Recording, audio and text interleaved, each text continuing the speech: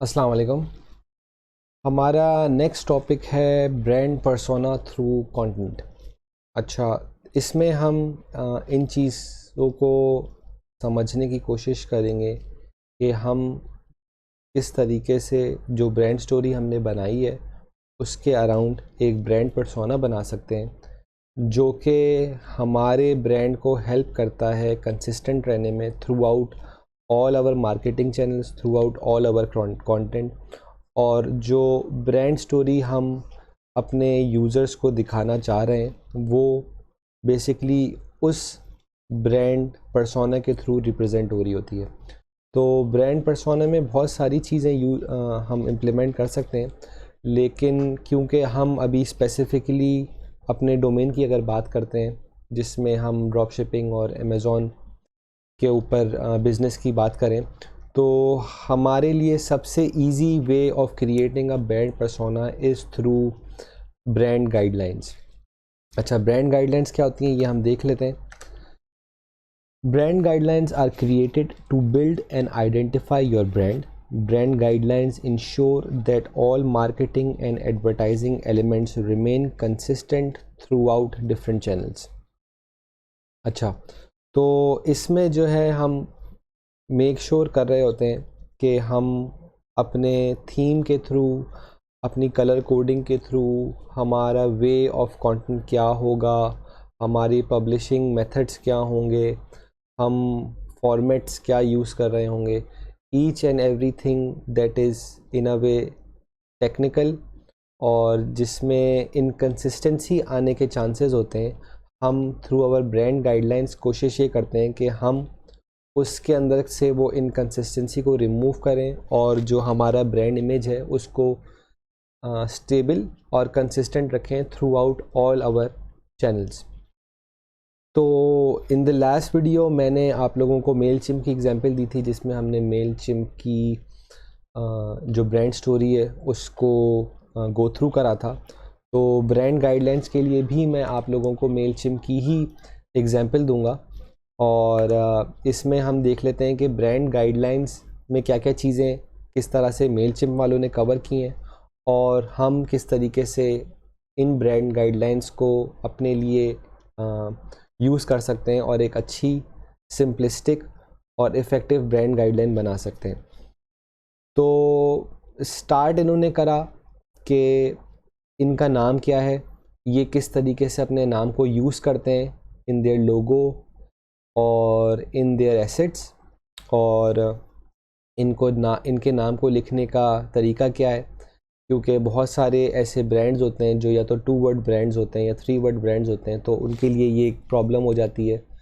अगर वो इस चीज़ को शुरू में डिफ़ाइन नहीं करते कि वो मतलब एक साथ लिखने वाला एक सिंगल वर्ड है या वो सेपरेट वर्ड्स हैं। तो उन्होंने, क्योंकि उनके नेम में 2 वर्ड्स आ रहे थे, तो उन्होंने इसको पहले ही आइडेंटिफाई कर दिया थ्रू देयर ब्रांड गाइडलाइन कि ये एक वन वर्ड है और इसको लिखने का क्या तरीका है। अच्छा, इसको समझाने का मकसद यही है कि आप एज़ अ बिज़नेस ओनर या एज़ अ मार्केटियर इस चीज़ को ध्यान में रखें कि आप जब किसी भी ब्रांड पे काम कर रहे हैं और किसी भी प्रोडक्ट के ऊपर काम कर रहे हैं, तो आप उस प्रोडक्ट को किस तरीके से यूज़ कर रहे हैं in terms of their name, वो कंसिस्टेंट रहे थ्रू आउट। ऐसा ना हो कि आप अगर सोशल मीडिया पे कोई अपनी प्रोडक्ट को प्रमोट करने की कोशिश करें तो वहाँ पे उसका नाम इन अ वे डिफरेंट हो गया है या वहाँ पे स्पेस यूज़ हो गया है, और आप अगर वेबसाइट पे उस चीज़ को कंसिडर करें तो वहाँ पे आपने उसको एक और तरीके से लिखा हुआ है। तो कंसिस्टेंसी मेंटेन करने का ये एक सारा तरीका है और बस इसको हमें ये दिमाग में रखना है कि हमें अपनी सारी चीज़ों को ब्रांड एस्पेक्ट से कंसिस्टेंट रखना है। तो मेल चिम, क्योंकि ये नाम था उनका, तो ये एक सबसे इम्पॉर्टेंट एस्पेक्ट है किसी भी ब्रांड का, उसका नाम। तो इन्होंने स्टार्ट ऑफ करा अपने ही नाम को कंसिस्टेंट रखने के लिए, उसको सारा डिफ़ाइन कर दिया कि हमारा नाम किस तरीके से लिखा जाएगा और कैपिटल क्या है, स्मॉल क्या है, और ये सब आप अपने सामने स्क्रीन पे देख सकते हैं। The second most important thing is your logo. As a brand ये सबसे ज़्यादा इम्पॉर्टेंट चीज़ थ्रू आउट आपकी वेबसाइट, आपके सोशल मीडिया चैनल्स, आपका यूट्यूब चैनल, या आप कहीं पे भी एडवर्टाइजमेंट करते हैं तो आपका लोगो हर जगह शो हो रहा होता है। तो उस लोगों के अंदर कंसिस्टेंसी लाने के लिए आपके लिए ज़रूरी है कि आपने अपने कलर्स प्री डिफ़ाइन करे हुए हों, आपने अपने लोगों के साइज़ डिफ़ाइन किए हुए हों, और इन मैनी केसेस हम आगे एफिलिएट मार्केटिंग या लिंक बिल्डिंग की जब बात करेंगे तो मैं आप लोगों से वहाँ पे गेस्ट पोस्टिंग की बात भी करूँगा, या ये बात करूँगा कि किस तरह से आप दूसरे लोगों को से अपनी वेबसाइट को प्रमोट करवाएंगे। तो वहाँ पे ये चीज़ आपको ज़्यादा समझ में आएगी कि लोगों के कंसिस्टेंट होने की इंपॉर्टेंस क्या है। क्योंकि आप अपना लोगो किसी को यहाँ पे तो जैसे आपका ये लोगो शो हो रहा है, लेकिन कोई और बंदा अगर आपकी प्रमोशन कर रहा है तो देयर आर चांसेस कि वो आपके लोगो को उस तरीके से यूटिलाइज़ नहीं कर रहा जिस तरह से आपने जो है उसको यूटिलाइज़ करवाने का सोचा है। तो इसीलिए ये चीज़ भी एक ब्रांड गाइडलाइन का पार्ट होना ज़रूरी है कि आप प्री डिफ़ाइन कर देते हैं कि आपका लोगो किस तरीके से यूज़ होना चाहिए और हो सकता है। इसकी आपके सामने जो एग्जांपल आ रही है वो इसी तरह आ रही है कि एक एस्पेक्ट इसका ये है कि इनका जो लोगो है पिक्टोरियल फॉर्म में, वो एक उसकी बड़ा इमेज है और नीचे वो टेक्सचुअल फॉर्म में आ रहा है as a logo. Second image में आप देख सकते हैं कि वो इन लीनियर फॉर्म है जिसमें टेक्स्ट भी छोटा है और वो पिक्चर भी छोटी है। ये सारी प्री डिफाइंड चीज़ें। अब इसी में आप नीचे आ जाते हैं तो इन्होंने बेसिकली कलर कॉम्बिनेशन को भी शो करा दिया है कि हमारे ब्रांड गाइडलाइंस में कौन से कलर्स अप्रूव्ड हैं फ्रॉम द ब्रांड इटसेल्फ, और you have to make sure कि आप जो भी मार्केटिंग चैनल यूज़ कर रहे हैं आप इस ब्रांड गाइडलाइन को और इस लोगो के जो कलर कॉम्बिनेशन है उसको फॉलो कर रहे हैं। सिमिलरली आप आगे आ जाते हैं तो इन्होंने एक कंट्रास्ट का दिखा दिया है कि किस तरह जो पिक्टोरियल लोगो है वो किस तरह से यूज़ हो सकता है, किस तरह से नहीं हो सकता। तो जो राइट साइड वाला लोगो है वो absolutely fine to go with, और जो लेफ़्ट है क्योंकि वो बेसिकली कंट्रास्ट है उस पिक्चर का, तो वो जो है उन्होंने पहले से उसको बता दिए कि ये आप एज अ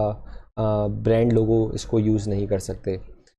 सिमिलरली जो हमने ऊपर लोगो देखा था उसका कंट्रास्ट यहाँ पे भी उन्होंने उसको क्रॉस कर दिया है, और आगे इन्होंने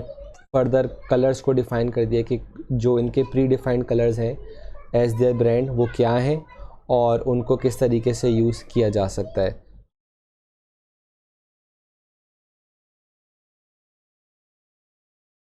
अच्छा, यहाँ पे आप देखें तो इन्होंने और कुछ एस्पेक्ट्स बता दिए जो ब्रांड गाइडलाइन में इन्होंने कोशिश की है समझाने की to their users, to their customers और any potential marketer that would be promoting their brand, कि क्या क्या चीज़ें जो हैं वो आप कर सकते हैं, क्या क्या चीज़ें आप नहीं कर सकते हैं। तो ये आप ख़ुद भी गो थ्रू करें और जो है इसको समझने की कोशिश करें कि ब्रांड गाइडलाइन के अंदर क्या चीज़ें फॉल कर सकती हैं और किस तरीके से आप बहुत छोटी छोटी चीज़ों को सेट करके कंसिस्टेंट करके अपना जो इंटायर ब्रांड इमेज है उसको कंसिस्टेंट कर सकते हैं थ्रू आउट योर कंटेंट या through out your marketing plan. तो ये एक समझाने की कोशिश है। इसके लिए जो एक्सरसाइज होगी आपके लिए वो यही होगी कि आप जिस भी ब्रांड पे काम कर रहे हैं उसमें आप ब्रांड गाइडलाइंस किस तरह सेट कर सकते हैं in the easiest way possible. वो कौन से 5 चीज़ें जो अगर आप सेट कर देते हैं किसी भी ब्रांड के लिए तो उससे आपका ज़्यादा से ज़्यादा जो कंसिस्टेंसी वाला काम है वो हो सकता है। तो इसमें और ज़्यादा चीज़ें समझने की है नहीं क्योंकि हम ज़्यादातर हम इस कोर्स से जो समझने की कोशिश है हमारी वो अपने कंटेंट को बेहतर बनाने की है और कम से कम टाइम में है। तो मैं इसमें आप लोगों को ज़्यादा इनकरेज इस एस्पेक्ट पे नहीं करूँगा कि आप इस पे ज़्यादा रिसर्च करें। आप इंस्पायर होने के लिए सिमिलर कंपेटिटर्स को देखें, सिमिलर वेबसाइट्स को देखें जो आपके डोमेन में फॉल करती हैं और इसको समझें कि वो अपनी ब्रांड स्टोरी किस तरह से बिल्ड कर रहे हैं और उनकी ब्रांड गाइडलाइंस क्या हैं, ताकि आप कम से कम ड्यूरेशन में उससे रेलेवेंट इंफॉर्मेशन लेके अपनी ख़ुद की ब्रांड स्टोरी बना सकें। क्योंकि आप आगे चल के अलग अलग डोमेन्स पे काम कर रहे होंगे, अलग अलग बिज़नेस स्टार्टअप्स कर रहे होंगे, अलग अलग प्रोडक्ट लॉन्चेस कर रहे होंगे, तो हर चीज़ के लिए ये चीज़ें जो हैं थोड़ी चेंज हो रही होंगी। तो जो ओवरऑल कॉन्सेप्ट है कि हमें ब्रांड स्टोरी किस तरह बनानी चाहिए ब्रांड गाइडलाइन में क्या चीज़ें आती हैं, अगर आपको वो क्लियर होंगे तो आप ऑब्वियसली वो बाकी सारा काम बहुत आसानी से कर सकते होंगे। तो इसके साथ ये वीडियो ख़त्म होती है। इंशाल्लाह इस नेक्स्ट सेशन में हम एक और ब्रांड से रिलेटेड एस्पेक्ट को डिस्कस करेंगे और वो कंटेंट स्ट्रेटजी का किस तरह पार्ट होती है। तो see you in the next video. अस्सलाम वालेकुम।